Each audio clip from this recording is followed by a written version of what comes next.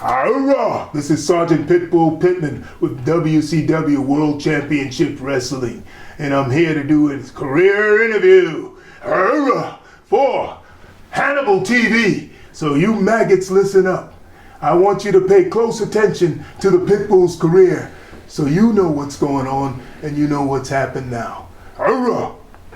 This is Hannibal from thehannibaltv.com, and today as our guest we have former WCW star and former national champion, multiple-time national champion, Greco-Roman wrestler who also has a lot of other wonderful amateur credentials that we're going to get into, Sergeant Craig Pitbull Pittman, who looks a lot different. How are you doing today? Hey, I'm doing fine, and yeah, I do look a little different. I've lost a lot of weight, but that'll be part of the story here. Well, we may as well get that out of the way first. Why did you decide to lose all this weight? Because you were always known as being a really thick, muscular guy as a wrestler. Yeah, back in the day when I was wrestling for WCW and even previous amateur wrestling events, I was about 286 pounds. I was a much bigger boy than I am today. I'm about 180 pounds today as we sit and speak. But I enjoyed the amateur competitions for the fact that I was agile for a big guy, and I was actually one of the smallest heavyweights in the world. Even at that size, I was one of the smallest heavyweights in the world, but I could move, I was fast, and I was in really good shape. So the weight thing, yeah, I'm a little lighter now, but it doesn't mean that I still can't go at it. So the fans want to know that. So to start this off, what was your childhood like? My childhood, and by the way, I have my brother in the studio today, so we were pretty close. But my childhood, I grew up in Long Island. Well, I actually grew up in New York City, in the Brooklyn area, when we were small. And then my parents moved out to Long Island, Freeport, Long Island. So I grew up in a relatively nice family community, and went to high school there, and that's where I actually got involved in wrestling. My former high school coach, Terry Hayes, recruited me to the wrestling team. I was actually on my way to the basketball. I was going to basketball trials the day that I dumped basketball for wrestling. You know, I ran into the wrestling coach, and he said, "Come on down." And I went down to the wrestling room, and this little hot, sweaty pit. Went up in there, and I tell you, it immediately struck my interest. So that's where it all started. And were you good at it immediately, or did it take a few years? That's the story. And when I speak to the kids, I tell them about that. I lost every single match for about 3 years. Couldn't wrestle. You know, I was a small guy, and these guys were just good. And I couldn't wrestle. But after about 3 years, it kind of kicked in, and my senior year, I won the Greco-Roman States out of Long Island, and then I was recruited by, when we got to the Nationals out in Iowa, I was recruited by University of Kentucky, and I ended up going to school there, but in a little bit later, I'll tell you the rest of that story. But I ended up going to school in Kentucky and wrestling for that program, which disbanded the next year after I got the scholarship to Kentucky. They dropped the whole SEC dropped the program, wrestling program. Right. I don't know if you remember back then. I just know that Kentucky's never really been known as a big wrestling state, from my knowledge. Yeah, it wasn't. Yeah, but Fletcher Carr, one of the Carr brothers, was the coach. Okay. And he was recruiting a really good team. You know, Joe Carr was his assistant coach, and you know Jimmy Carr, who was an Olympian, who was also the Carr family. So big name, but not a big state. I see. Yeah. Was there any bit of a culture shock to you going from Long Island to Kentucky? Not that much. Not that much of a culture shock there. later on, there was a culture shock when I left the Marine Corps for a while to take a scholarship to Oklahoma State. Got out to Oklahoma State, and there was the culture shock. Okay. So what happened when they disbanded the program? Is that when you joined the Marine Corps? No, actually, I went back home because without that scholarship, I didn't have the money to really finance college. So, and my parents couldn't do it at the time. We had all my brothers and sisters, and they couldn't really do it at the time. So, but scholarships would have to be the way for me to get to college and do my thing. So I went to junior college, Nassau Community Junior College, and actually wrestled there for a year. I did really good, got all the way to the Nationals, and first match in the Nationals, I body slammed this guy. I can't remember his name, the guy I was wrestling, but I body slammed him. And he saw the opportunity. I was, picked to win that thing. He saw the opportunity to go ahead and play hurt. And, I got disqualified first round of the Nationals. So, the coach, we were all devastated. It was a big blow to me. But slam, technically, that's not illegal, is it?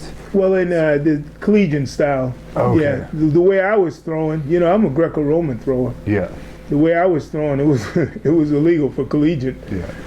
Style. I've seen some stuff today in today's wrestling that's a lot worse than a body slam, amateur-wise. Yeah. I don't know if it would be considered in today's wrestling world if that would be considered dangerous anymore, because of the fact that they've meshed things together now. Yeah. With the catch-as-catch-can and the Greco-Roman and the freestyle. All of that is, more people want to go to the Olympics, so more people are interested in, And for people that don't know, that are watching this because they were professional wrestling fans, do you just want to quickly explain the difference between folk style, which is the collegiate style, and Greco-Roman, which is the one that you had your most success in? Yes, the difference is the folk style, which is called catch-as-catch-can.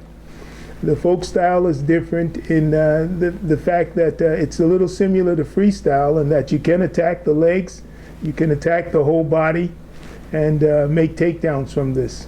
The difference is Greco-Roman is an upper body style of wrestling. You cannot attack the legs in Greco-Roman. You have to throw or take down from the upper body, from the waist level. And that's the main difference in the catch-as-catch-can. There's a few rule differences too.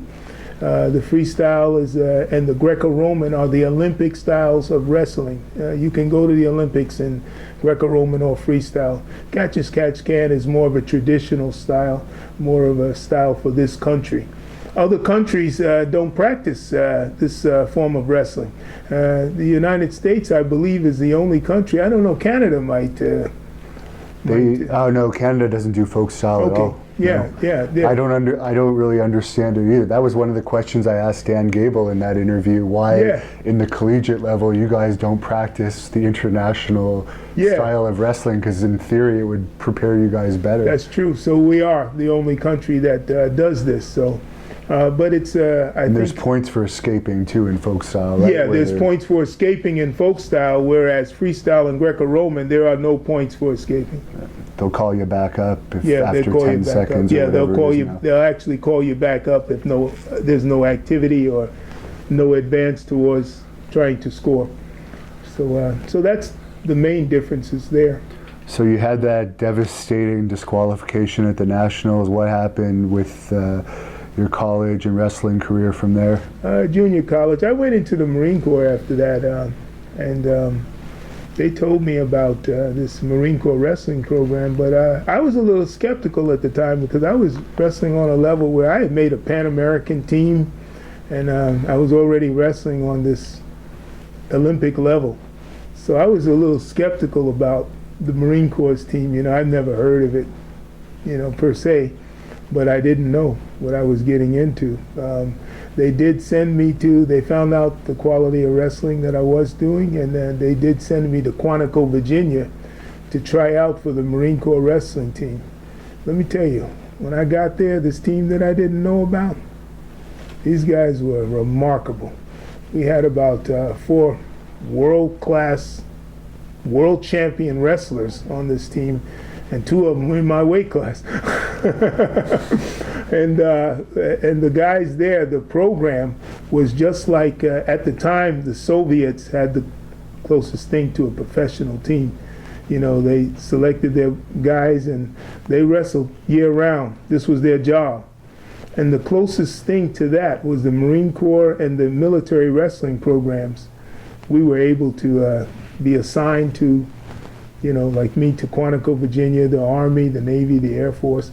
All these guys were assigned to these teams, except for the Air Force. They didn't make it a more year-round program. They came in for inter-service stuff. But we were year-round programs.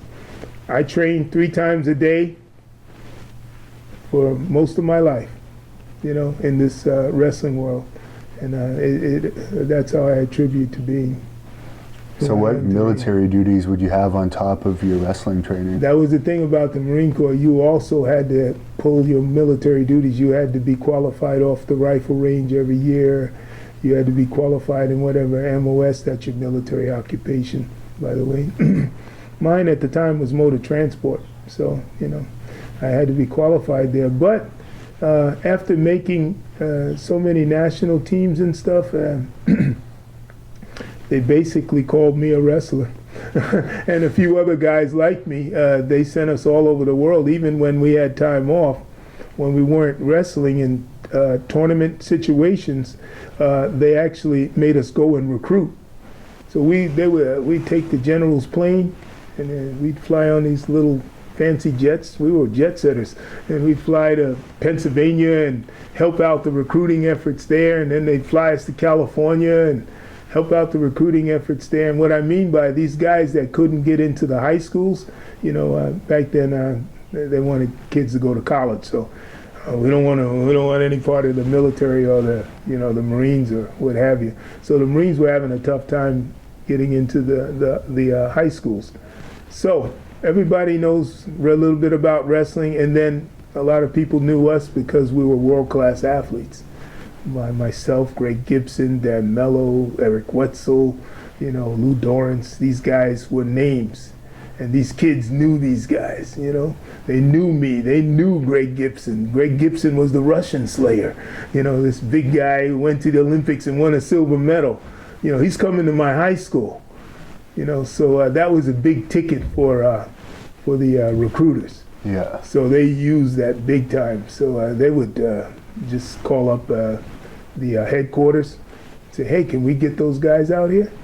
And the general, who was fond of us and knew we had these abilities and loved the recruiting efforts we made, would send us out there, and we'd go ahead and put on a wrestling clinic, and we had a whole program set up for the kids, and afterwards we'd send them over to the recruiter over there. So that's all of that went. So that's when you first met Randy Couture. It was during that period. Yes, Randy Couture was on the Army team, and that's where I knew Randy. Yeah, Randy and I know each other well. Yeah, from our little escapades. He was an Army wrestler. I was a Marine wrestler, so we were knocking heads. But he wasn't in my weight class. He was in a lighter weight class. But his heavyweight, the Army heavyweight, him and Randy are good friends, and they contact me all the time. Actually, they do a benefit every year, close to the Wounded Soldiers type benefit, and they always invite me down to Fort Benning to do this benefit.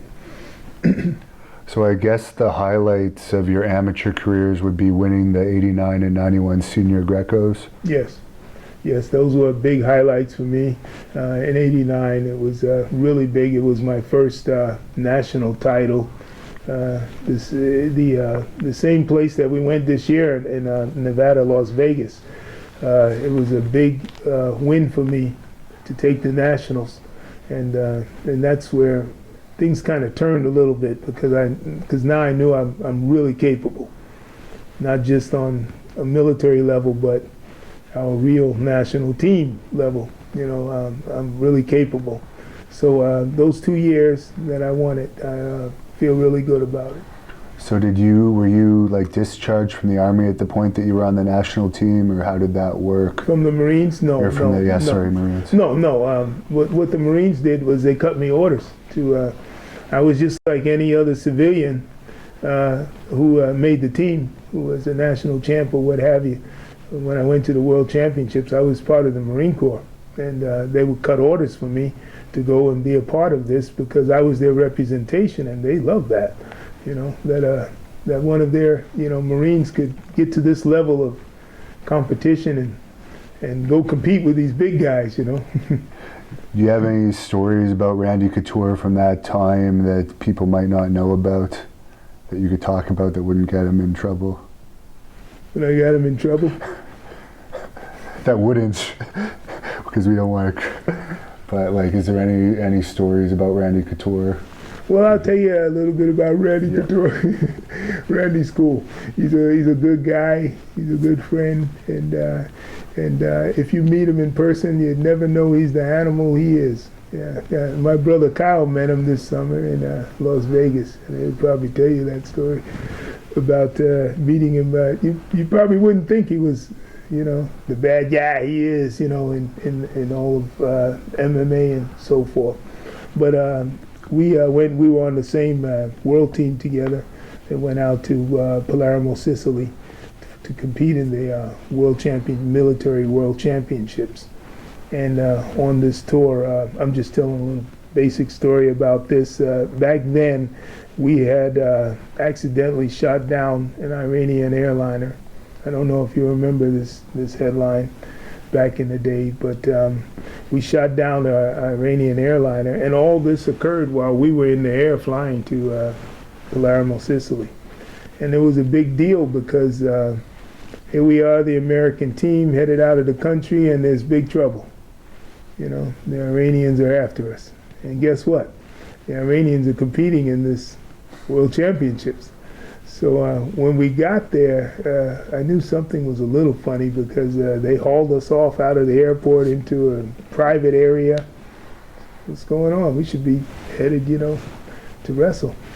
And our chief at the time, he came and told us that there was a big problem. The Americans shot down our Iranian airliner, and there's some threats going on against Americans, and you guys are exposed. You're here, and we're going to let you make a team decision whether you want to, go back home or compete in this thing. And of course, we're all military guys. Hey, we're going to compete. Whatever. It's what we do. And Randy was on this team, and we both made the same decision to compete in this competition. And they had to make some more plans for us to protect us, though. So we had to ride everywhere we went in these hot, it was middle of summer, it's hot. And we had to ride in these big, stanky armored cars. That's what I'll call them. But everywhere we went, we had to ride in these big armored cars and so forth. And we were a little nervous about that. And something happened on one of those armored cars. I don't know if it was somebody playing a joke or whatever, but somebody threw a little smoke bomb off on one of these cars. Man, if you seen me and Randy and all these guys trying to get off of this armored car, trying to get out, It's one of my favorite stories to see all these big guys tripping and pushing each other and trying to get out of that thing before it blows up, But this was an intense time, and it was an interesting time, but we had some more interesting stories on that trip. But we just got recognized for that trip in April here, because it was an Olympic year in '88. We had won both the freestyle and the Greco-Roman World Championships. First time Americans did this in any, not even military, any thing. That's the first time. And I won double gold. I wasn't beaten. Matter of fact, I don't think I was scored on in the whole competition. So it was a big win for me. and some other, Randy won, gold medals. And my teammate Eric Wetzel, he was the only other double gold medal winner. And we had a fantastic time. And in '88, Olympic year, it wasn't recognized because they were preparing for the Olympics and the Olympic team. So we weren't really recognized for this big accomplishment. So all these years later, they called me up, hey, Greg, we want to recognize you guys. And man, this is like 20 years later. Come on. But we did end up going out to Las Vegas. And my brother shared in this time. He went out with me. And up to this point, I don't think my brother has seen a lot of my wrestling. Or any of my family, really. They knew, what I did and everything, but they weren't really close to that environment. But my brother went out there, man, and after the trip, I asked him about it, and he was so amazed that these guys took him in like a brother. All of these great wrestlers, and they didn't see him as an outsider, and they took him in like a brother. He was, part of the group. So it was a good time out in Las Vegas, but that was along the amateur. Yeah. What do you think about the popularity of amateur wrestling now? It seems that MMA has given it a new life. Wow. Looking at today and the wrestlers that are out there like Jordan Burroughs, incredible. And it's a world of difference, I have to say. We had some great wrestlers back in our day. We had Kenny Monday, who was on that level like that. And, other good wrestlers, Bruce Baumgartner, the heavyweight. Oh, yeah. You remember Bruce, big beast, big animal. I used to hate to go in the room and wrestle this guy, man. Because he was just so big, I was faster than him, but man, you get under that guy, you're not going anywhere. It's over. I think Kurt Angle had to practice with him a few times too, from what I remember. Yeah, Kurt. Yeah. Another good wrestler. Yeah, who transitioned over into pro wrestling. Kurt Angle's. I was winning world championships when he was in his diapers, though. And what's your best amateur wrestling advice for a young amateur wrestler that might be watching this interview? The best thing to do is, number one story is never quit.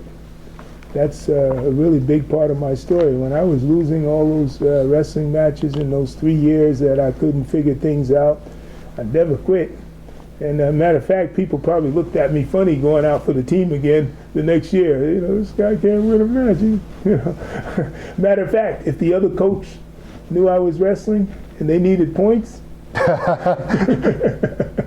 all they had to do was put a guy against me, and it was over. That's funny. So anyway, my biggest advice is never quit. That's number one. And number two is stay involved. Stay involved at all levels of wrestling. You have to stay involved. You can't just make this seasonal sport. Off season, I'm gonna, do nothing. I'm gonna eat my Snickers bars and go or do whatever I do. You have to be thinking wrestling. If you love this sport, you have to be thinking wrestling year round. You've got to make it a year-round thing. You've got to compete in your catch-as-catch-can style. Then you've got to go to the Greco-Roman and freestyle camps. You got to compete at the freestyle level and the Greco-Roman level of competitions, the state championships, the nationals, things like that. If you aspire to be a good wrestler, then you have to really get involved and take part in all of what wrestling has to offer. And there's a whole lot about wrestling. And I'm going to tell you right now, for my personal life, wrestling has taken me around the world. It has made me a national celebrity in pro wrestling, that is. It's done so many things. And on a personal perspective, it has helped me become the individual that I am. Through the discipline and all the efforts in wrestling. Wrestling has been my world and my life. So if you want to be on that level of wrestling, you just can't stop. You have to be involved. So how did you get into professional wrestling? That's an interesting story. I had retired from my amateur wrestling career after the '88 Olympics and so forth. I still wrestled for a little while, but I retired specifically from the amateur style of wrestling. And for a few years, people have been asking me to basically, hey man, you want to be a pro wrestler? You'd be pretty good at that. Nah, I'm not doing that fake stuff. You know, that was me back in the day, you know. And my buddy Lou Dorrance, my little guy, he was 118 pounds. And he just kept saying, Craig, you'd be so good at this, man. Man, you need to go try this stuff out.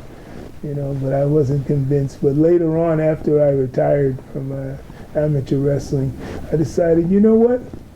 Maybe I could do this, you know, this so forth. And at the time, WCW, World Championship Wrestling, they had Vern Gagne's son, Greg Gagne, was in the wrestling office at the time. And we gave Vern Gagne a call because I knew Vern because he was usually in Olympic camp, you know, just kind of watching the boys wrestle and doing things. So, you know, and he was this Midwest wrestling thing. He had this going on in Minnesota, actually. So he was the best contact that I had for, you know, for pro wrestling. So I called him up. He said, you know what? My son's down in WCW. Let me get you in there. So he gave his son a call. And at the time, it was perfect timing. They were starting a program where they were trying to be real athletes in the sport type thing. And they developed the power plant, and it was just being developed. And he said, come on down. And so it was like perfect timing for me to be. What year would that have been? Yeah, and that was in 1991. Okay. Yeah. 91. So who would have been in charge of WCW at that time? At that time, it was Eric Bischoff was in charge of WCW. And in the power plant, we had Pistol Pez Watley. I don't know if you remember this name, but he's back in the day. We had Pistol Pez Watley. We had Jody Hamilton, who was the assassin. Yeah, I've met him before. Yeah, he was the head of the power plant. We had other guys. We had Ole Anderson. Matter of fact, I broke in with Ole Anderson's son, Brian Anderson. My first professional match was with Brian Anderson out here in Live Oaks, Florida.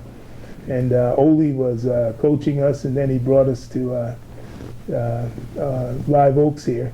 And he was really training his son, but you know, I was an Olympic-style athlete, so you know, if you're a dad, you better give your son the best. So he used me to train his son.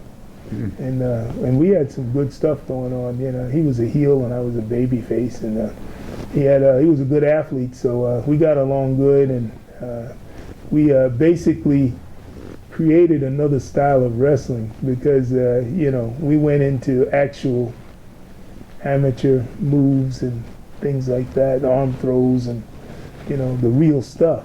You know, and I was doing body locks, and people like that. You know, so it was kind of interesting in this power plant school. And Ole and Jody Hamilton and Barry Windham's dad, big guy, Barry Blackjack Mulligan, another guy I was under. So I was under all these old school wrestlers who were telling me not to be old school. So were you under a development contract at that time? Yep, I was under a development contract, and they paid us pretty good to sit around and hang around. Matter of fact, I got out of the Marine Corps, and I got I took this severance package. So I retired early and took this severance package out of the Marine Corps. But it's not a lot of money, but you know, I took it and I gave it to my family at the time to survive, and I went down to the school. Very little money. So first person I meet is Pistol Pez Watley in the school. I get there and I tell him, hey, I'm staying in a hotel, but I can't stay there very long because I don't have any money, you know. And, you can stay in the gym if you want. So for a few months there, I lived out of the closet of the gym, And I slept in that sweaty ring after we got done all day sweating in it. So that's the beginning of my story. There you go. So even though you had a contract, you still paid your dues. Yeah, I still had to pay my dues because I had to build up money again. So the contract, you get paid every 2 weeks on this contract. So was there any tryout involved, or were you just hired based on your credentials? Right? Me, I was hired based on my credentials. But there is stories about tryouts, and people coming in off the street have to go through a tryout process. And it's not easy. Most people leave very, very impressed by, what they have to do. 1,000 Hindu squats and jump in the ring and start, hitting the ropes, and your legs are rubbery by then. And then, keep going. And it's probably worse than a pro football tryout training. Yeah. I mean that, and I say that because they brought in Refrigerator Perry. And he came in, and him and his wife, he came in, I'll never forget this. They brought him down to the power plant, and he pulled up in his limousine, and he came in, and they put him through the tryout. And he wasn't in shape for that tryout. Yeah, he's a big guy. I like to say it's funny. Refrigerator Perry came in a limousine and left puking in a bucket. So it was one of my fun stories. What was the worst thing you ever saw of one of the tryouts? Like someone that totally didn't make it, or like freaked out possibly? Did you see anything that like really stands out? Are you kidding? I saw that every day. Yeah. This was hard stuff because they were keeping it what we call kayfabe. Kayfabe means, don't tell anybody the real story here, So that, they want people to think this is the toughest sport, and it's a sport, and it's real, and it's, So it was kayfabe back then. So these guys that were coming in for these practice sessions, man, they were killing these guys, And I used to sit back and just laugh, It was funny to watch people get in there and, after 1,000 Hindu squats. And that's with no weights or anything, just squatting. Hindu squats are just squatting. Yeah. Yeah, but 1,000 of them. Try it sometime. Oh, I have actually. Yeah, I know you have. But you do 1,000 Hindu squats, and then they don't give you a break. They say, get in the ring, start running the ropes. Now, what people don't know about these ropes is underneath those little leather dressings is cable. That's all cable. So when you hit these ropes, your ribs are taking a beating. And the first time I hit those ropes, I took a beating. My ribs were black and blue. And guess what? The next day they said, start hitting the ropes again, man. And now you're sore, and those ribs are black and blue, and you got to hit those ropes again. It's a process. It's not to be laughed at, this training process that they have there. And then taking the falls, taking the bumps, we call them. Just jumping up in the air and hitting, landing on your back, knocking the wind out of you, all that kind of stuff is it's nothing to be, laughing at or, joking about, because it's tough. The training, I've seen people get hurt in there, trying to do what we do, and then when they really thought they were tough, and somebody was surviving that kind of training, what they would do is they had a little trick in the power plant. I was a real Olympic wrestler. None of the other boys were at the time. They would stick them in the ring with me, tell them, shoot on them. So I go in there and beat this poor kid up. And now they're thinking, this stuff is real, man. This stuff is, So, so that's how we put the power plant over. That's hilarious because, of course, the vast majority of pro wrestlers don't do amateur wrestling. Right. Was there anyone in your class that also made a name for themselves in wrestling, that started in the power plant at the same time as you? Let's see, we had a few wrestlers in there that made debuts with me. Ice Train, I don't know if you remember Ice Train? Guy, yeah. He was probably fought Scott Norton a couple times, I think. Right, yeah. He made kind of a similar kind of a debut as me, and they used him a few times. on the Saturday night program like they were using me. Other than that, I don't think many people got to the level that I did in pro wrestling out of that school, except for Ice Train. So I guess at that time the power plant wasn't running their own shows, so that's why you were saying for experience, I guess they would send you to like indie shows around here. Yeah, live shows. We did have one show they ran. They ran it in a bar, and we would get our training there. You know, they would put on just a little indie show in the bar, and that's where we get a little bit of audience training. You know, getting in front of an audience and so forth. But other than that, you know, we used each other. So when was your actual WCW debut? Because I understand from the internet what it says on there, and some of the time it's wrong, is that you originally debuted as a different character, not as a military guy. Yeah, that is true. None of that's televised though. Okay. Yeah, I didn't remember that, so. No, none of it's televised. Dark shows. They use at the time.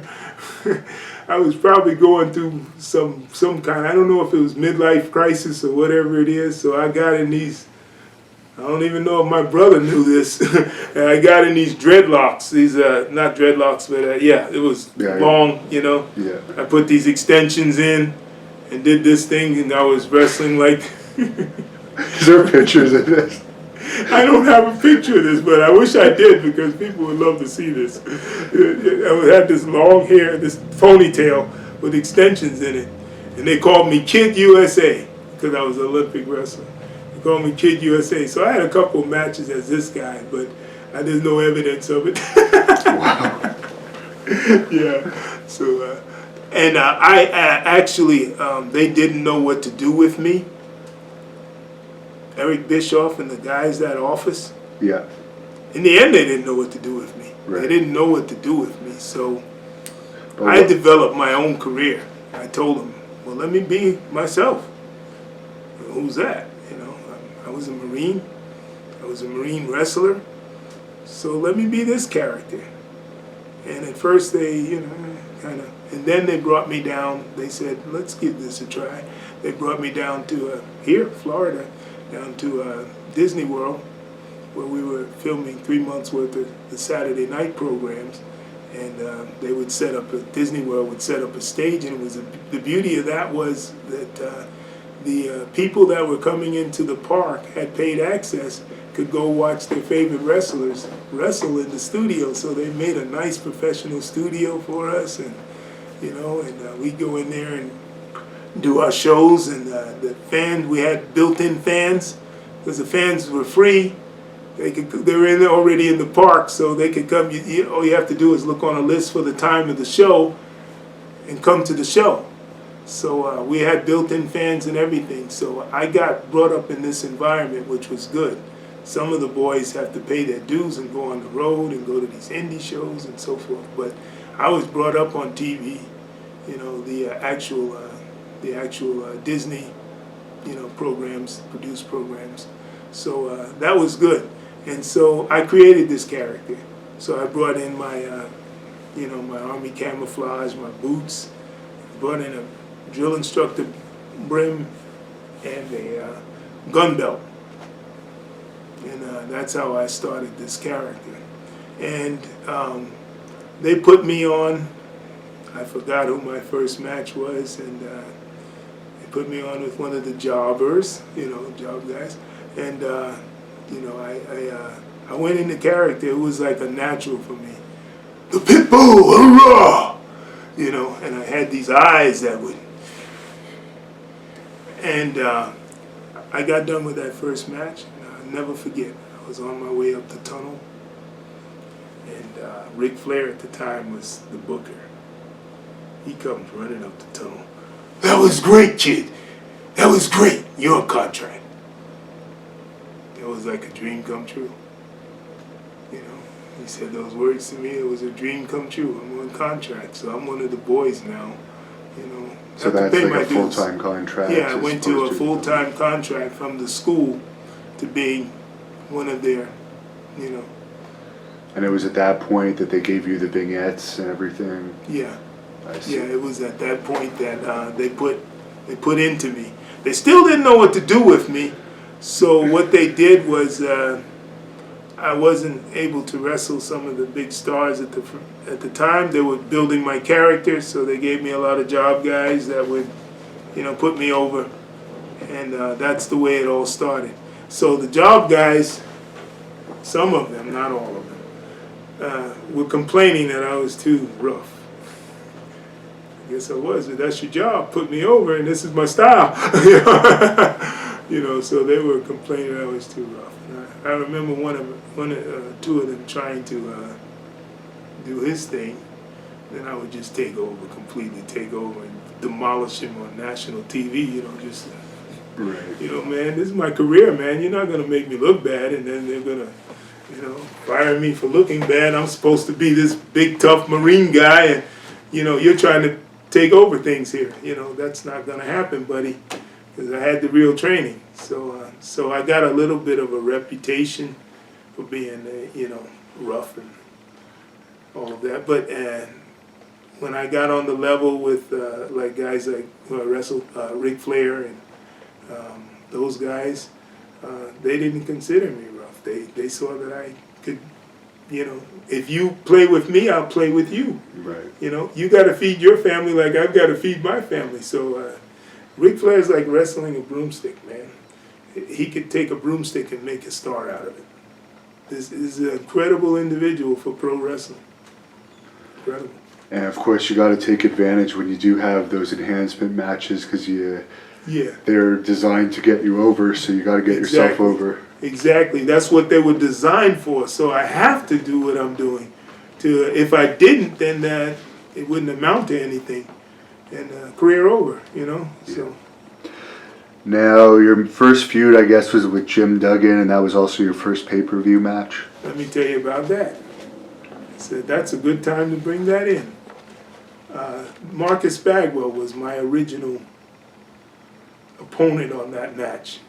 Okay. In that pay-per-view, excuse me. Marcus Bagwell was my original, and he wouldn't wrestle me. Has he heard your reputation? He heard about my reputation and all of that, so he wouldn't wrestle me. So you know what he does? He calls him up and said he had calf implants put in, and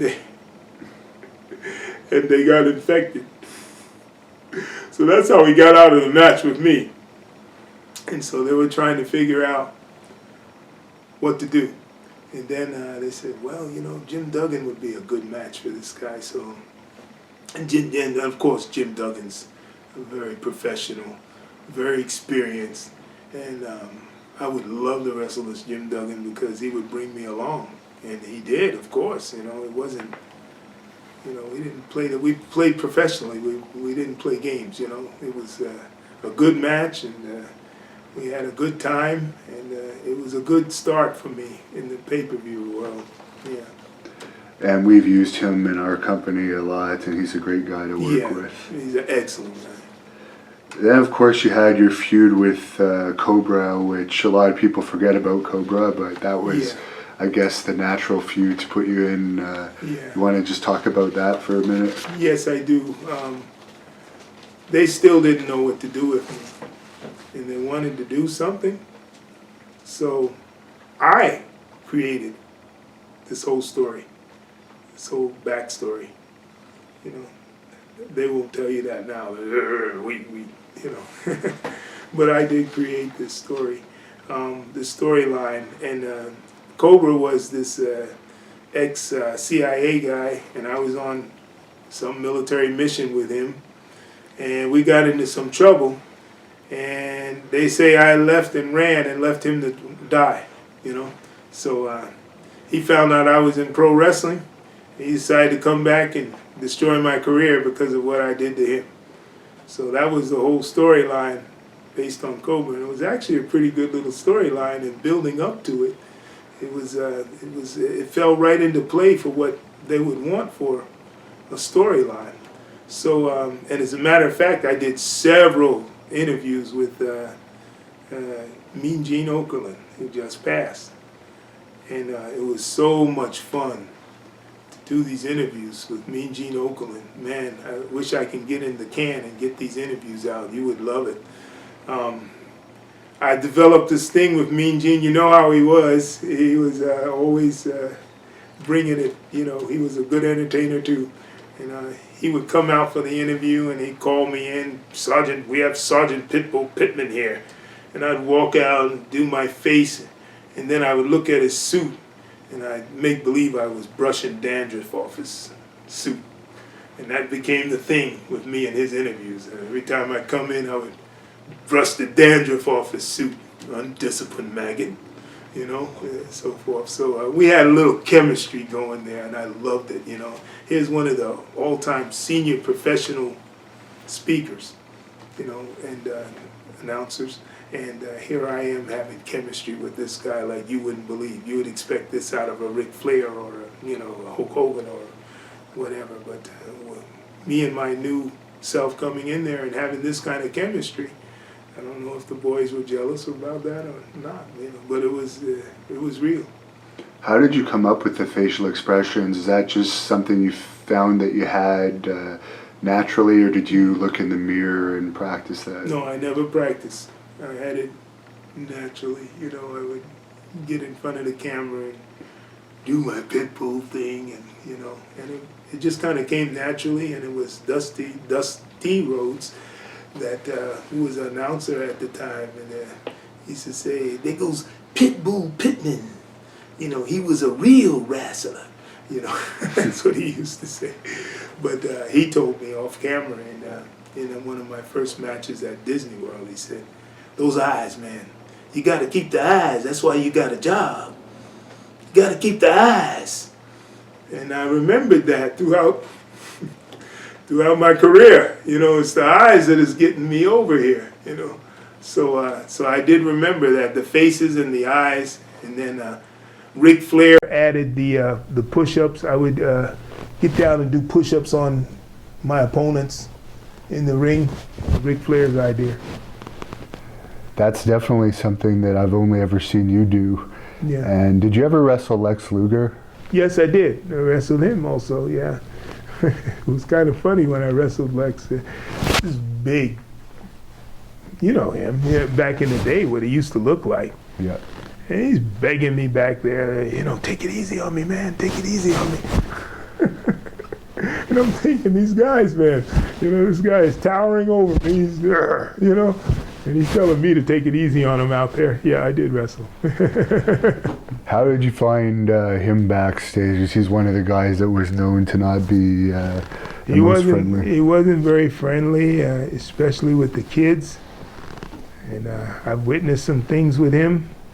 And I've actually covered for him. I remember him wouldn't sign autographs at Disney World. Kids, man, at Disney World. Are you kidding? You know, brush them off, you know, call them names and keep walking. And I remember seeing that one time, and I walked up behind that little group, and hey, kids, and they turned up, hey, Pitbull Pittman, you know, and I started signing the autographs, and they forgot all about that. So I just kind of covered it up a little bit. And, I was friendly, took pictures and signed some autographs, and it was a lot of fun. Disney World was a whole different world for me, and a lot of fans were there, and I believed in treating the fans good. Yeah, I love them. You know, they're the ones who gave me my career. And I'm going to imagine you weren't in any of the famous backstage cliques in WCW. The problem with me was I wasn't part of a clique. That was the whole thing. That's probably the number one reason I'm not there today in pro wrestling, was I wasn't part of anybody's clique. And I went out once in Louisiana. We did the pay-per-view, not pay-per-view, but the Monday Night Nitro down in Louisiana in the Superdome. I'll never forget, that was, wow, it was a special time. I'm in my little dressing room putting on my boots, and then I knock on the door, and I open up the door, and there stands Aaron Neville. Hey man, would you sign this for my grandkids? you signed one for me first, and then, Aaron Neville came to my dressing room to ask for an autograph. That was one of the highlights of my life, Have a guy like that come to your dressing room. So it was a lot of fun back then, but I remember going out with the boys afterwards. I never made it back to the hotel. Hacksaw Jim Duggan, Hulk Hogan, Brian Knobs. Although it was Brian Knobs who pulled me into the limo with them. I went downtown. And, I was never so scared in my life. All these crowds had gathered around, found out we were down there, and Hulk Hogan and all the guys were there, and I couldn't get out if I wanted to. These crowds just amassed us. And I didn't feel good about that. I don't like being closed in like that, but it was an interesting time, and we were going from bar to bar. Hulk Hogan, I don't know if people know he was a musician also. So he can play that electric guitar a little and do this. So he was jumping up on stage with these bands and just hanging out and doing his thing. And we were following him around. But these boys were doing some things that I wouldn't participate in. And I'll never forget, that was the day that my career was marked. Because they were doing things that I'm not going to say here. But, I don't believe it about Knobs. Yeah. Knobs and the guys were offering this stuff to me, and I wasn't participating. But I would drink a good beer with you. I used to have a good sweet with you. A good, mixed drink with you. But I ain't doing the other stuff. And that day, I got treated different after that. I was labeled, I think, or whatever you call it. I was put in the blacklist book or whatever. I got treated different after I wouldn't. And, I was a witness to some things. So I guess maybe they felt uncomfortable with me. I don't know. But from that point on, I was a different guy. And you had Teddy Long as a manager who's, I believe he's in the WWE Hall of Fame now. Any thoughts about him? Yeah, Teddy was, he was a worker. He was, as a manager, he didn't treat me bad. He treated me pretty good, as a matter of fact. I got along pretty good with Teddy.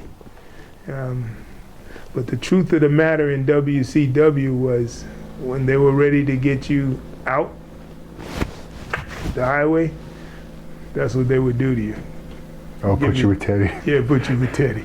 So I kind of figured and knew some things, and at that point I became not the superstar that has the action figure, but the jobber, putting other guys over, other superstars over and so forth. But it's my job. I got to do what I got to do. So, that's when my career took a turn, and I started jobbing for the superstars. I wrestled the Ric Flairs and everybody that. Did you ever go out with Ric Flair, or were you ever at a bar when he was out? Yeah, man. Yeah. Ric Flair's wild, man. He's something else. Ric Flair would jump up on a table and pull his pants down and moon you in a bar if he wanted to, He was one of those ooh guys, He was really, he had fun. Ric's a good guy. He had fun. He's still doing it, too. I seen him the other day on a little commercial online there. Doing his thing. He was advertising the Super Bowl, and come hang out with him here to whatever bar, and yeah. Were those some of your favorite matches, wrestling him? Some of my favorite matches was with Ric Flair, because I told you, he was so good at it. He led you through the match, because he knows what's good for, that particular match or whatever. You just follow him, Don't even try to put your little 2 cents in with your little, measly wisdom. Just follow Ric Flair. Follow me, baby. You wrestled Brutus Beefcake when he was known as the Booty Man. Yeah, man. Yeah. One of his less memorable characters. Yeah, I wrestled Brutus Beefcake when he wasn't Brutus Beefcake. He was the Booty Man. I think it was kind of a what you call tag team match, and we had the Steiner brothers in there. Brutus and we had the Steiner brothers in there. So that's who we were. That's what that match was all about. Did you ever witness anything backstage, any of the famous backstage WCW stories? Yes. Got a good one for you. Sure. Yeah. If anything stands out. Vader. I don't know if you heard about the story, what really, everybody... Well, we got his version. We interviewed him. I got the real version because I was standing right in front of it. I got the real version. It was at Backstage in Atlanta. And it was with Paul Orndorff. I don't know if you know about this. But Paul Orndorff... Vader was considered this big, tough guy who everybody was scared of. Everybody was scared of Vader, because he was rough and tough. Boy, big 400-pounder can do a backflip in the ring, you know that. Everybody's scared of this guy. Yeah. But part of this backstage story was that he came up to me and knew I had this real wrestling ability, and Vader decides he's gonna lock me around and test me. I was sitting on a table, and he locked up with me. He said, "I just want to see something," and he starts doing his thing, and he's 400 pounds. I'm a little guy, compared to him, But I wrestled for real 400-pounders who trying to really, take me out, and I win. So yeah, I'm not even fazed by what he's doing, but so I just slip out of this little thing. He put me in this little body lock. I slip out of it and get around his neck and start choking him out. And look, he's tapping me, and this whole dressing room gets quiet. Now they're seeing the Pitbull and what he's really got. This guy tried me, and he's tapping. His face turned completely red. And then Sting was sitting right there in front of the whole deal. And he's just looking, and they're all looking at me, Now people are seeing the real Pitbull, because he tried me, and I'm not going to let him, choke me out. So I'm going to do my thing. So that's part of that backstage story. But Vader was known for this kind of stuff. I'm building up to that. And Paul Orndorff was one of the bookers back then, and we were doing interviews in the interview rooms, and they called for Vader. And Vader decides, I'm going to take my time. This is all on a time schedule, and things are moving, and they got a plan and a schedule and all that. But Vader's a star, so he decides, I'll get there when I get there, And Orndorff, who's the booker and who's in charge of this particular interview, is not happy. So he rolls down from the interview room and comes down into where we're at, the dressing room where the boys are, and he tells Vader, get your butt up in that interview room right now because we're, running out of time on this thing. And he said whatever he said to him. He kind of back-talked Paul, and Paul started heading that way, and Big Vader gets up and stands there like this. And Paul was a professional football player, athlete too, so but he's small. But he jive kicked Vader in his stomach, and Vader fell right in front of me on all fours. And then he jive kicked him in the face and laid him out. And I watched it. I was standing right there, watching the whole thing happen right in front of me. And you know how the boys are. The rumors get out and all of that. There's probably a million stories about this and how it really happened, but that's how it really happened. I was standing right there. That's how it happened. But he was ruined from that point on because they found out this little guy just kicked your butt. So now, where they feared him most was in Japan. I don't know if you've been to Japan, done any wrestling over there, but if you have a reputation, it's a reputation. And their fans believe this stuff is real. They shoot fight. Still our stuff, but they believe it's real over there. So when they found out about this Vader getting kicked and hitting the deck, they stopped booking him as much over in Japan because his reputation just went out the window. He was known as this big beast, But this big beast got beat up in a dressing room in Atlanta, Georgia. So. And where was your altercation with Vader? Well, not altercation, but I guess he was trying to goof around. Who's that? When you had your thing, when Vader tried to waist lock you. Same place. Same place? Same place. That's why I led to that story. Oh, yes. okay. Yeah, it happened in the same place. Not the same time, but the same place. A couple months earlier. Yeah, right. Yeah, Vader was just a big clown because he knew everybody was scared of him. Right. Yeah. What did you think of Brian Pillman? Do you think his tough guy reputation is legit, or is that a lot of folklore? He was another athlete, but he was, most of the boys, the tough boys, they were who they were. You know, I'll tell you why. And the most feared wrestling in WCW, the most feared wrestlers were myself. I'm not just saying that, and I'm not just blowing my horn. I was feared because I was a real wrestler and the credentials that I had. Ming was feared because, he had that just raw island strength and everything, and Barbarian. We were the three guys that they knew not to mess with in all of wrestling. Did you ever see that side of Ming? I know it doesn't seem like you were out at the club. I wasn't there at the time. I heard the stories, man, and I heard he could be a beast. More so not Ming, but Barbarian. And they were good friends. That's why I mixed them up. But Barbarian, they said if you put a drink in him, it's like, what is it, Dr. Jekyll? Yeah. Mr. Hyde. If you put a drink in Barbarian, he'll tear up a hotel. He'll tear up anything. They said one time it took 13 police to take him down. He was just that wild and crazy about, he was one of those guys who couldn't, alcohol would change him, Yeah. He was one of those guys. But later on, his wife, straightened him out because I was his roommate a lot. And Pitbull, I gotta call Mama. Okay, go ahead, man. I'll leave the room.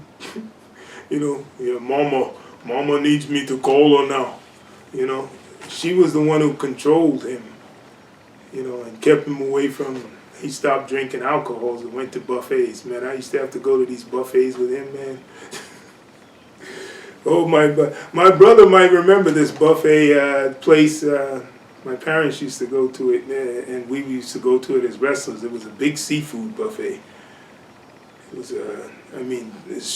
smorgasbord, big thing, and they used to love to go there and get this blue crabs, the blue lobster thing.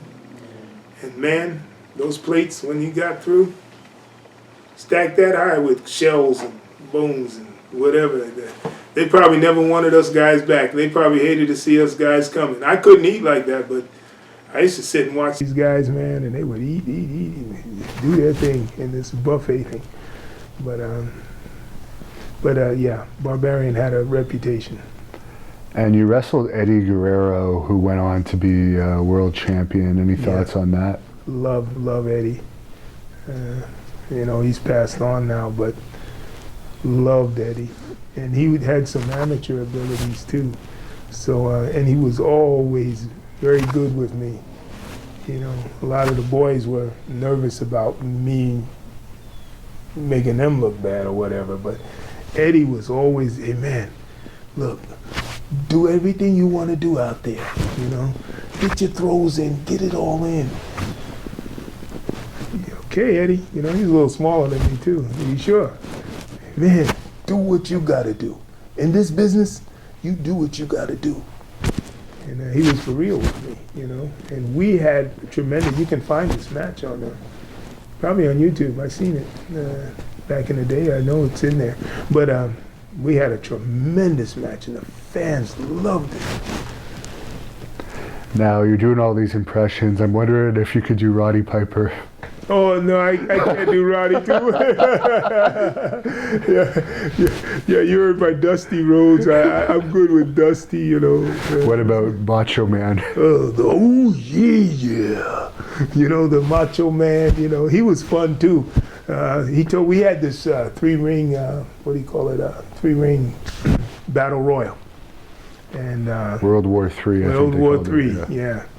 And we were coming down to, we were in the middle ring, and we were coming down to the end, and I was left, and Macho Man was left, and Macho, you better take it easy on me, brother Pittman. You know, he was one of those guys too who was a little nervous about my, yeah, I gotta feed my family too, so don't worry about it, Macho.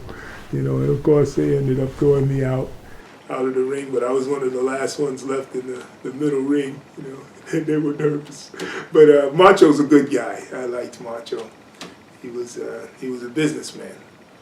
How was the Giant? Was he all right to work with, or? Yeah, the Giant was okay, and they were giving him a really big push, and they were using me to really job him. You know, I was a jobber for him, and he did his famous, you know, up in the. Yeah. Up, down, and gone. And it was done at Disney World. The only sad part for me was it was one of the first matches I had brought my family to. And my daughters were so upset. They were, you know, they probably thought this stuff was real. You know, and on any given day, any of those guys, I could have a good day with. So, yeah, but, you know, in that world, it's business. It doesn't move very well, you know, and they were giving him a big push, so he had the head for that, you know. He thought he was, you know, he's a big guy, but, you know. And Steven Regal, that seems like a guy you would have worked well with. Oh, man. Love Steven, yeah. We actually had a little bit of show stuff going on there, but it wasn't, I didn't wrestle him. In the very beginning, when they were introducing me, they had me come out in my Marine gear. I put on my real Marine uniform. And I would come up, and they were having this Marcus of Queensberry match he was having. And I was kind of judging it. So that's how they introduced me with Regal. But Regal's a real showman. And for this professional wrestling, man, he was a pretty incredible wrestler. As far as professional wrestling, he had these moves down, man. He had the entertainment down. He had it all. You know, he was one of the really, like Ric Flair. You know, he was very intelligent about it. Do you think if they would have switched you babyface, you could have gotten over well? Because it seems like you like to meet fans and interact with fans, and Sergeant Slaughter was long finished by then as a babyface. Yeah, well, actually, that's what they did with me. I went from a heel to being Teddy Long. Okay. And what they did was, the storyline was, each week they would have me come on the set and interrupt what was going on and ask somebody who I thought would be good to be my manager. And that's what they were doing. Bobby Heenan, I interrupted his match. Hey, get out of here, Pitbull. I wouldn't manage you if, you know. They had a few other guys that I had to approach to ask them if they would be my manager. One of them is with the Bullhorn. Used to be Hulk Hogan's manager. Jimmy Hart. Jimmy Hart had he had several wrestlers at the time, and I asked him if he would be my manager, and he, you know, laughed at me. You know, you know, and then he pointed to Lex Luger. He said, "Why would I want to manage you when I got this?" You know, one of those deals. So each week they would have me, you know, leading up to this, and finally they brought out Teddy Long. This is how they make you a babyface. Yeah, this is how they make you a babyface. Yeah. Finally they brought out Teddy Long, and Teddy says, "You know what, kid? I can do something with you. I'm going to help you out." You know, and that's how they decided to make me a babyface. So now he's got me carrying a flag and, you know, doing all kind of babyface things instead of coming out, "Hoorah, you know, you couch potato," and, you know, all of these things I used to get over on. And I was getting over as a heel. I'll never forget, I came out one time and I'm walking towards the ring, and I all of us didn't want anybody, just turned around to the fans and this guy fell out of his seat. And I knew I was over, man. He fell out of his seat. He was so startled by me. He fell out of his seat, and I said, "Yeah, this is getting over," So what led to your final release from the company? I guess it was after they turned you babyface in a really bad way. Yeah, and I started getting less and less bookings, and due to all of this stuff I just previously told you about, I think this wrestling thing, WCW, they have cliques. If you're in with the clique, the guys who got the bookings, you're good. If you're not in with that clique, you're not good. They can do what they want with you anytime. They protect the boys in the clique. I'm calling it a clique. The guys in this little whole thing. And Bischoff was still there at the time. They had Diamond Dallas Page is all in his ear. Diamond didn't like me very much. No. Yeah. He's probably one of the greatest politicians of all time. Very, very, very much so. He didn't like me very much. And, second, maybe to Triple H. Yeah. I like Triple H. And matter of fact, Triple H was leaving WCW at the time, and I was there. I was coming into CNN Center, and he was in the parking lot, and I was in the parking lot. And he told me the story. I'm leaving, man. I'm going to, WWF at the time. He was going there, and wow, really? So I was, I got to witness that whole thing when he left and went to, where he is now. And never forget, he said, "By the way, Pitt, what you want to do is get yourself a good finish. You need a finishing move, a real finishing move, And he just gave me a little advice in the parking lot before he left. And I enjoyed that. I like the guy. He's a real businessman too. He's good. So, but I saw him. I was one of the last guys to see him on his way out. Wow. Yeah. So you were saying Diamond Dallas Page and was getting in Bischoff's ear. Yeah, he and Bischoff were good friends, and he was in his ear a lot. And I know he didn't like me because I beat him up one time in the ring. I was training for this MMA fight I was about to do. I was still in WCW. I was training for, matter of fact, you can find it on YouTube, Choke. And I was training for Vale-Tudo, Choke. And I was using the power plant. So Diamond Dallas Page decides, and one day in practice, I'm over there training, I got my gloves on, I'm in the ring and playing around and hitting and doing what I'm doing to train for this deal. Diamond decides to put on some boxing gloves and come in there and test me. And he quickly learned that I'm for real. Put him in the corner and then, whoa, stopped, took his gloves off, and went back to the, I think he had it out for me since then. But yeah, he definitely doesn't like me.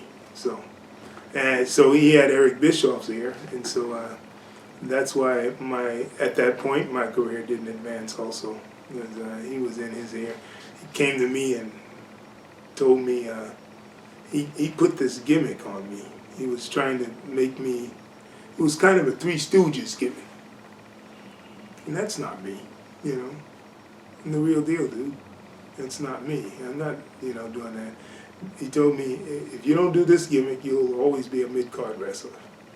And I remember that. I remember him telling me that. And I knew he had Eric Bischoff's ear, so I knew my career was probably done with these guys as far as anything other than jobbing and doing what I had to do.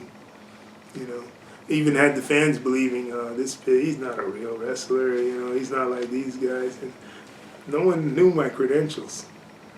I'm an Olympic wrestler. Really built it up, did they? Yeah, they didn't really know my credentials. They didn't know I was a world champion. They didn't know any of this stuff. They just thought I was a jobber. I read some of the comments, some of the fans, "Oh, that Pitman, he can't wrestle." I'm thinking, you don't even know. Well, they're gonna know now because there's probably gonna be about 15 clips of you up there as well as the full interview, so it'll be out there more after this for sure. Oh, wow. So how did they break the news to you? Was it Bischoff calling you, or was it? It was who was with us at that time? Dylan. Oh, JJ Dillon. JJ Dillon gave me a call. I'll never forget the call. Sitting there, sitting on my bed at the time. Just sitting on my bed, answer the phone. Hey, it's JJ Dillon. How you doing, Pitbull? I'm doing fine. Hey, brother, service is no longer needed. Service is no longer needed. Yeah, man, service is no longer needed. We're going to pay you up to September, but service is no longer needed. Click. That's how it happened. So my career at WCW was over at that point. And one guy I forgot to ask you about, who I know watches this channel, is Steve Austin. Did you have any interaction with him? Yeah, I like Steve, man. Yeah, Steve. That's a beer drinking son of a gun. But Steve and I was there when Steve was there. And I think him and Pittman, they weren't tag teaming at the time. They were used to be the Hollywood guys. Yeah. Hollywood Blondes. Yeah. Hollywood Blondes, yeah. But they had broken them up in Steve Austin. Matter of fact, Steve Austin got in the ring one time and asked me to show him some real wrestling stuff. You know, yeah, it was backstage one time, and I did what I did with him, and then, that was it. But it was all fun. It was all fun. And I'll share one other story with you. I was backstage in Disney World, and they brought this kid to me and said, listen, we're going to be using him. Can you do something with him? Yeah, I'll check him out. That kid was Goldberg. And I was the first one to kind of talk to him about the business. And if you notice something, they'll never admit this, but if you'll notice something, I said, you're a real athlete like me. You're a football player, you did your thing like that. So being a football player, I would use the tackle, man. And if you notice, what the Pitbull headbutt was? I would throw him into the ring and then give him the big Pitbull headbutt. Yeah. And they said it was the most dangerous move in wrestling because the guys would break your neck doing that, ruin your career. But I did it all the time, just throw him in the ring and Pitbull headbutt. I said, Goldberg, why don't you take the Pitbull headbutt, put it out to the side and make it a tackle? Got famous with it. You see that? That was me. They'll never admit it. But it was me backstage who gave him the move and made him famous. Did you ever wrestle him? No, I didn't. I was kind of on my way out the door. And I think what they were doing was they were giving Goldberg the push that they would have gave me. Right. So their thing was get him over to him, get some secrets, get some stuff going on, and then put him out there. Okay. Yeah. So, but nobody knows that end of the story. But that's where Goldberg came into play. And you made some appearances, or you made one appearance for WWE in '97, where you were attacked by the Godwins. What was that all about? The Godwins? Yeah. I don't remember that. You mean appearance in WWE? Yeah. No, I never made an appearance. Oh, interesting. It's on the internet that you made an appearance. So maybe it was an Indies match. It might have been an Indies match, but I never went. I declined to go to WWE. Okay. Yeah. Because that's what I was going to ask you out of that question, if you had any talks with them. No. At this point in time, I was kind of fed up with the pro wrestling world. It was too dark for me. There was too many things going on that was too dark for me. And you had to be in a clique. You had to do certain things. And I'm not that kind of individual. So I wasn't gonna put myself out there like that. Let's leave it like that. So not being in a clique, not doing any of those things, they're not going to push you. They're not going to put you, in a position to make the millions and do, and get in the movies and do all of the, the stuff that the guys are doing. I just wasn't part of that kind of clique that I would do certain. I'm not saying anything about the other boys. They may not have even been interested in doing that kind of stuff. Maybe they didn't offer them. I don't know. I've witnessed some stuff though. So, I just didn't want to be part of that. So were there any offers at all from WWE or any? There was kind of an offer out there. There was at the time when I was with Teddy Long, and there was some talk about it, but they could see I wasn't interested. Okay. Yeah. Do you know if they would have used the same gimmick, or was there talk of it? I don't know, but it was probably the only gimmick that would work for me because it was my natural gimmick. Okay. You know, I think that they could have done a lot with. They did with Sergeant Slaughter. Yeah. But I tell people I was a real Marine. You know, I rappelled out of ceilings for them in Fall Brawl. I created this whole deal with that. You know about that, right? The Fall Brawl? Yeah, I rappelled out of the ceiling to beat Cobra. Yeah, yeah. Yeah, that was all part of the plan from the beginning. So the story was building up for that because he kept sneak attacking me, hiding in under the ring while I was wrestling.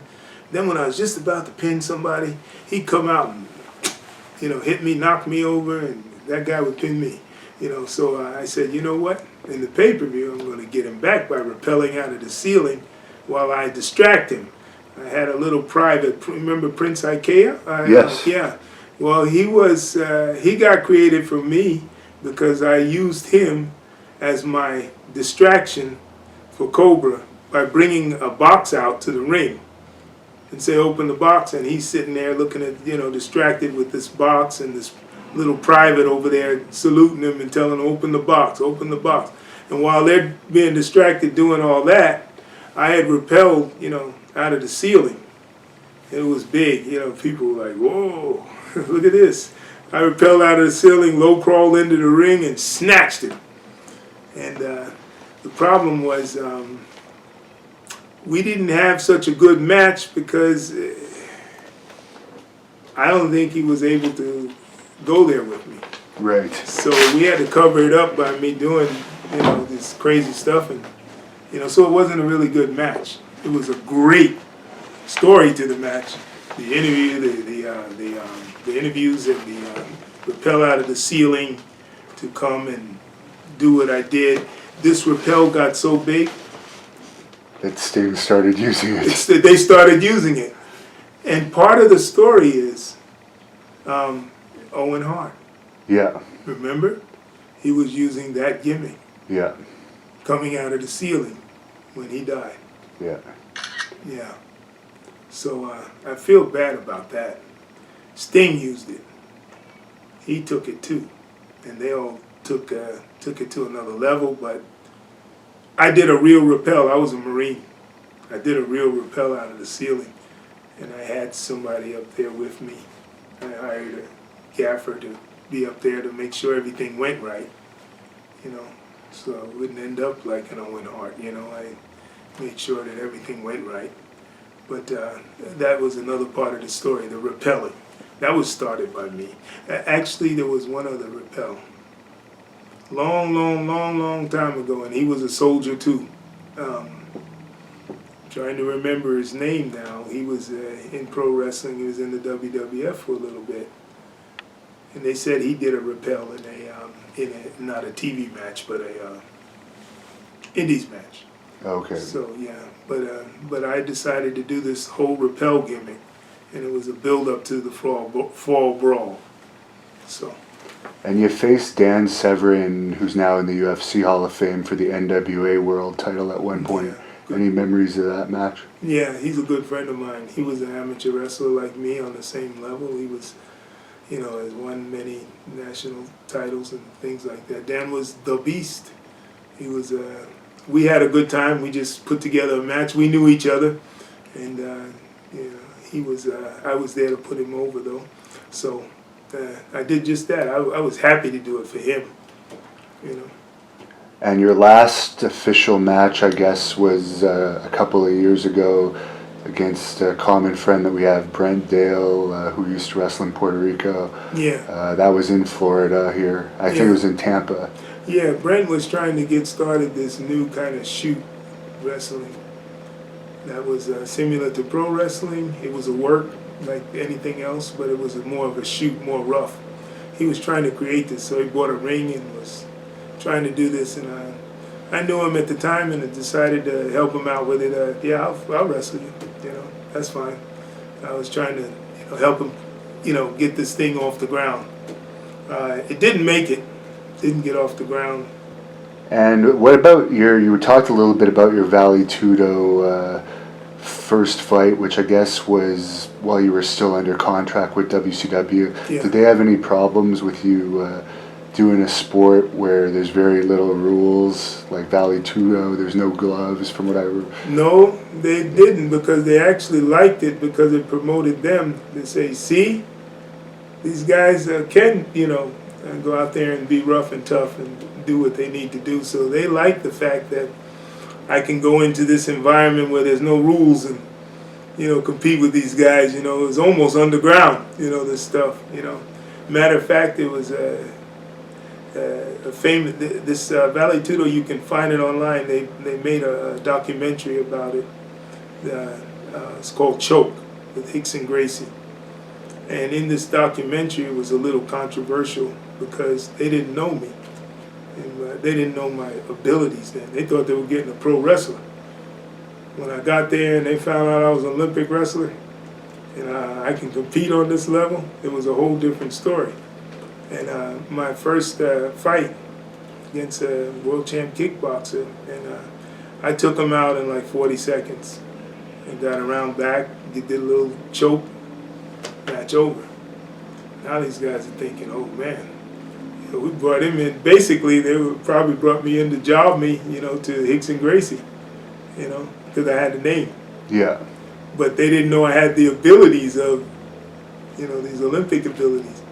So in my next fight, I had this little submission artist, Japanese submission fighter. And they knew I was going to beat him up, and I did. I beat him up pretty bad. As a matter of fact, I beat him so bad he went blind in his eye later on. I feel really bad about that. And both his eyes were closed by the end of this match. Both eyes were closed. I beat him up pretty bad. But he won the match. You know how? He clamped onto my arm and he was holding my arm and I couldn't get him off my arm. So I picked him up to throw him out of the ring. We were fighting in a ring back then, not the octagon, but in Japan you fight in the ring. I went to throw him outside the ring. And I picked him up and I went, ugh! And I did like that to throw him outside the ring. And they stopped the match. The referees were looking at the referee like, what's going on? They said I submitted when I grunted. And you could clearly see he hadn't extended my arm was not extended. I was no lock. I wasn't tapping. I wasn't doing anything. But because I grunted, they said I submitted. They didn't not want me to fight Hicks and Gracie. And you can go on YouTube right now, look at the fight, Choke, and judge for yourself the fight. But the next match was Hicks and Gracie and this little Japanese fighter who could not finish the fight because he couldn't open his eyes. He couldn't see. And that's how this went. And there's a documentary on this. And by the way, I would have gone on to compete more in MMA. I wanted to be like Randy Couture and go in there and do some stuff. I retired. I felt so bad about this guy losing his eye, and I did it. I didn't feel good about that. So I retired from MMA, and this is all, you can discover all of this in research and online. Do you think you would have done well in the original UFC? Obviously, you had a WWE contract at that time, but yeah. The original when Tank Abbott and Shamrock and Severn were in there. Yeah, I could have done well. I believe I could have. I had the abilities to be that kind of guy, and Randy Couture did it. Yeah. And we were on the same level. So yeah, I could have been good at that. There's a fan on here that says he just wants to say he was a big fan of your no-nonsense wrestling style back in the Nitro days. Yeah. And he's happy to see you And another fan, you already talked in the full shoot about your Saturday night match with Ric Flair, but Yeah. maybe you could tell us what your favorite match was of all your matches with Flair. I think you wrestled him more than once. Yeah, I've had a lot of matches, and they're all my favorite matches, really. Anytime I wrestled Flair, I was happy. I was happy to be in the ring. We had some good battles at Center Stage, the pre-tape shows, and we've had some good battles in there. What was your favorite arena to wrestle in?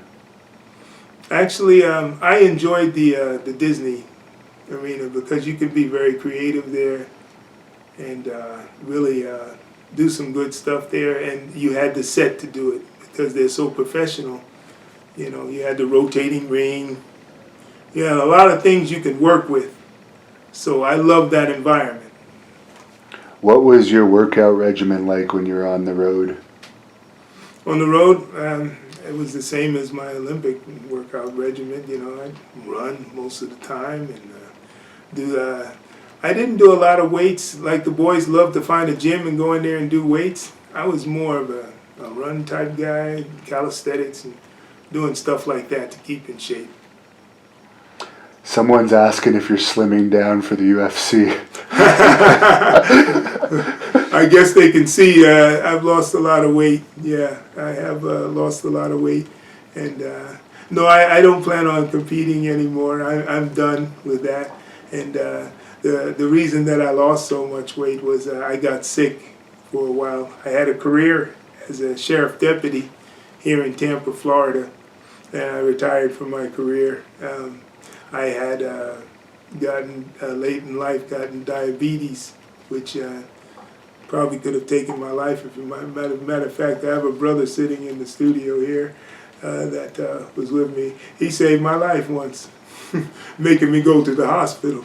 Him and his wife at the time, making me go to the hospital. It saved my life. And someone on here is asking about, you already talked about wrestling Jim Duggan, but what about tag teaming with him as a partner? I did. Actually, I did. We did some matches down in Disney. It was kind of funny. He would come out, I don't know if you remember, he would come out with the big 2x4 wood thing, and I would come out with the American flag. And we had a few matches. We went against Ming and Barbarian. Yeah, we had some matches down in Florida, yeah. Is there anyone that you would have wanted to wrestle in WCW that you didn't get to wrestle? That I would have wanted to wrestle? I wrestled just about everybody. I didn't get to wrestle Hogan when he was with WCW. But I would have loved to have wrestled Bret Hart when he came. That would have been a fun match for me.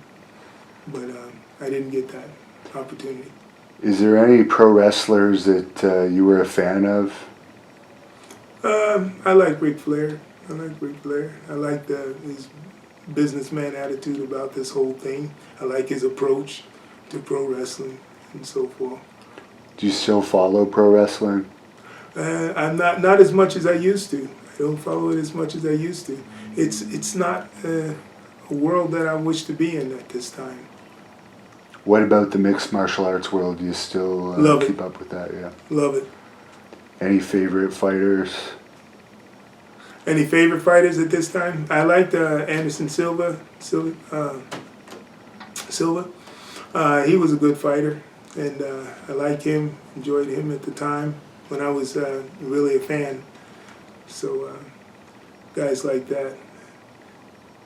Any thoughts on the possible Brock Lesnar-Daniel Cormier fight that everyone's talking about? Yeah, that's interesting. It'll be a good fight, but Cormier's he's a monster. He's a heck of a fighter, and he comes from my kind of background, that real stuff, So Cormier is great.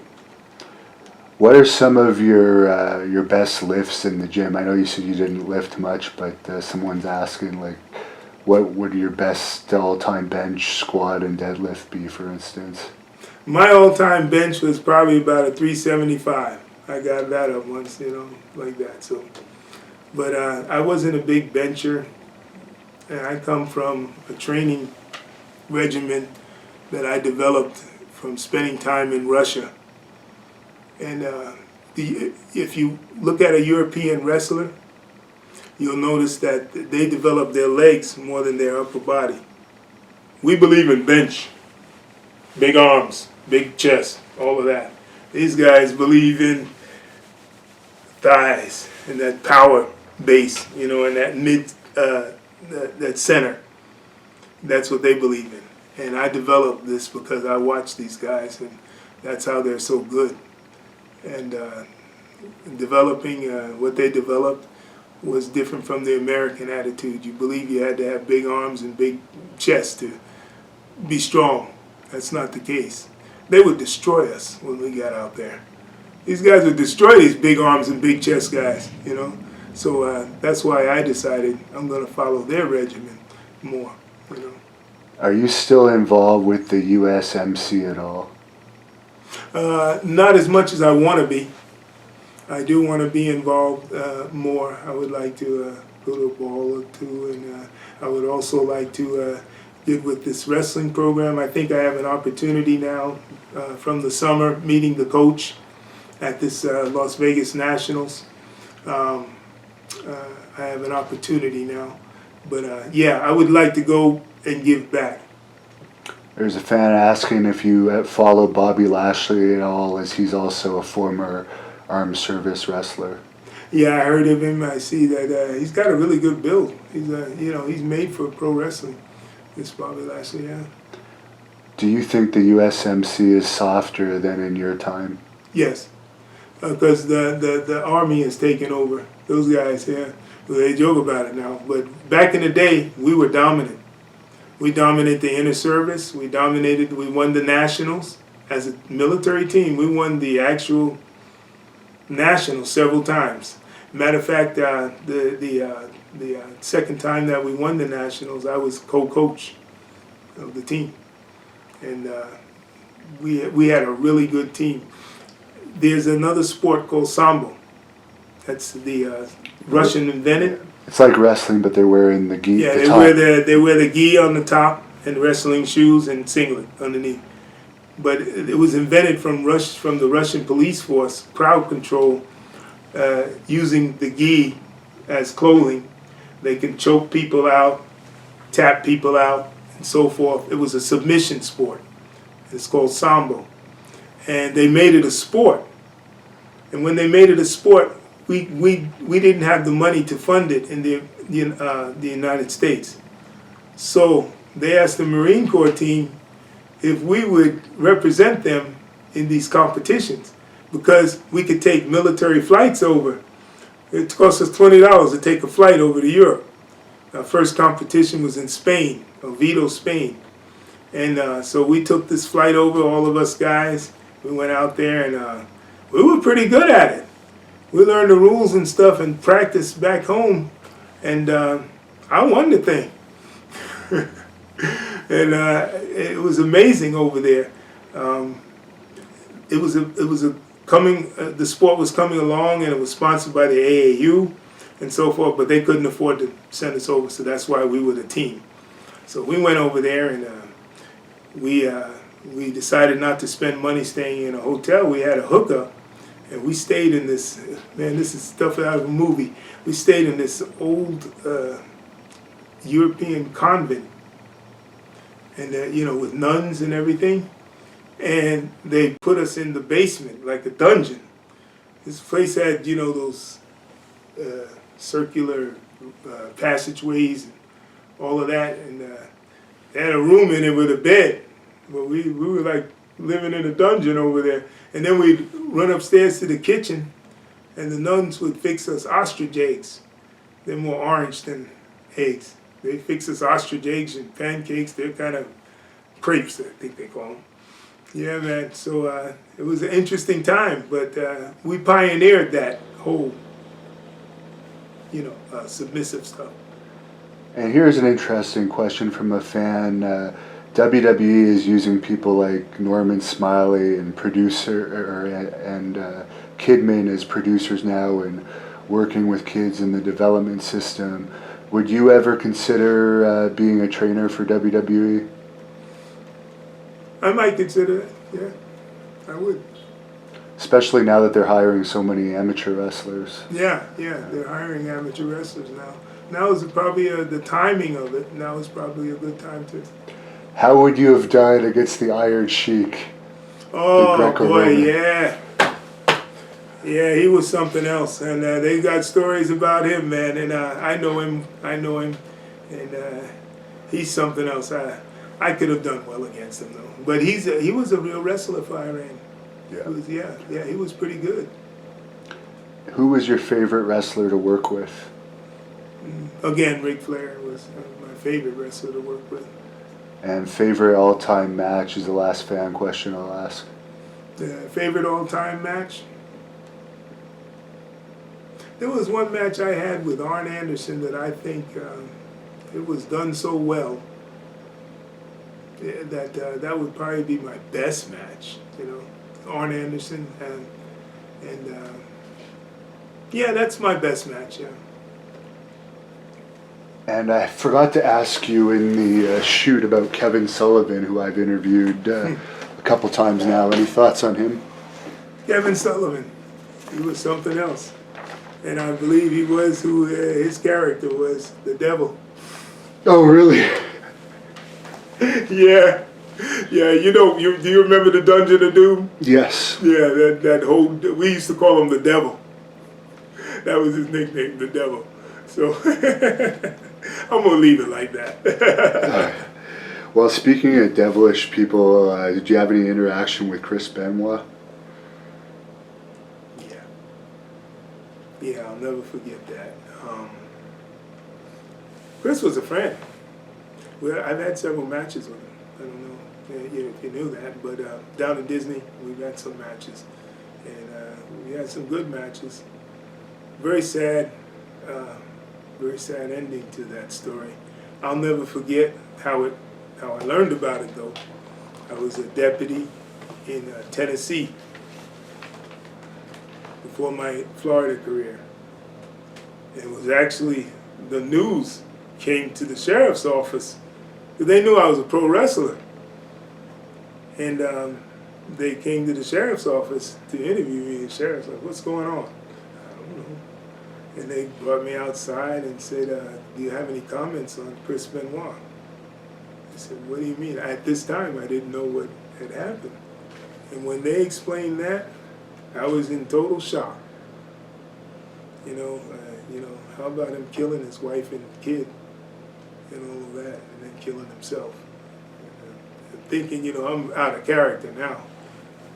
Wow, and all I could say was, that doesn't sound like Chris Benoit. I know Chris. It just doesn't sound like him. And I was really taken back by it, so I made a few comments, statements, went on. But that's how I learned about the event from the news and at work. So yeah, but Chris, up to that point, was a great guy. He loved him some wrestling. He loved wrestling, and you could tell. Did you ever wrestle Chris Jericho? Yeah, I think I've had a match against Jericho. Yeah, I've wrestled most of these guys. Eddie Guerrero, Jericho, Chris Benoit, Mysterio, Conan, more than Mysterio. Conan, those guys, they used to come in and do some stuff with us, so. Is there anyone you still keep in touch with from those days? From those days, well, I used to keep in touch. Who was good friends of mine, Booker T, and his brother Stevie Ray. I even traveled with them when they were with Sherry. Okay. Yeah, Booker was a friend though. He was with his crazy self. He'd always be challenging me and giving me his crazy eyes and doing all. I liked Booker. He's down to earth, man. He was good people. Stevie Ray was always talking to me about cars. Because he loved racing. Yeah. Yeah, he had him a little Stingray, a little Vet, and he loved him some racing. So we were always talking about racing and his, cars, and Stevie Ray was good to me too. So those guys, I like them. And I asked you for amateur wrestling advice for amateur wrestlers. What about professional wrestling advice for professional wrestlers getting into the sport, watching this? Getting into the sport, nowadays you only have so much, unless you go to the indies, which is, it's hard, very hard from there, because you never know who you're getting as a promoter or what have you. It's a tough business, When I got away from WCW, I entered that a little bit. I did some stuff in North Carolina. I was very strict with these promoters. You travel all the way to North Carolina from Georgia, and you put on this great show and bust your body up for them, and then they're gone after the show and don't get paid. Never happened to me, because I had to be paid up front before I even left, my door. I'm not going through these stories like that. I've heard them. These guys not getting paid. They go there and do all this hard work and good gate, and so there's no reason not to pay, and they would slip out of town on you. So some of them are not worth the dime they're, trying to hand out. But I didn't like the indie world too much because of that. And I really had to do my homework before I stepped out of my door. And they knew that. So there came a time when I knew when someone was calling me, they were serious, because they knew I didn't take that junk. I'm not riding down there on my dime and, putting my body out and risking getting injured and doing all this, and you skip off and not even pay me. Yeah. Yeah. So, that's my thoughts on that. And that's happened to all of us. Yeah. I'm sure you got the stories too, and I've heard all these stories. Yeah. And any message for your fan as we start to wrap this up here? I love you guys. From the very beginning, you developed my career because you liked the Pitbull and his character. And I loved you guys too, and I interacted. If you go back and look at my matches, I love to interact with my fans. And I'm very grateful to you. Not many pro wrestlers will tell you this kind of stuff, but I'm big on it, seeing how they wouldn't sign autographs and do all of the things that they needed to do for their careers. And I feel really grateful to the fans, and I enjoyed what I did for you, most of all. And I thank you. I thank you for listening to this interview, and thank you for caring enough to want to find out whatever happened to that Pitbull guy. Well, I'm still here. I'm 180 pounds now. Not as big as it used to be, but I'm still as tenacious though. You could still beat Lex Luger for sure. A lot easier now. I can still beat most of those guys. Yeah. And to wrap it up, do you want to say something in character into the camera to close this off? Glad that you came out to see the Pitbull. The Pitbull's happy about that. I'm just not happy about the fact that you're not down doing 20 push-ups like I need you to do. But that's okay, fans. You were great back in the day, and you're still great now. From the Pitbull, Sergeant Pitbull Pittman. Hurrah!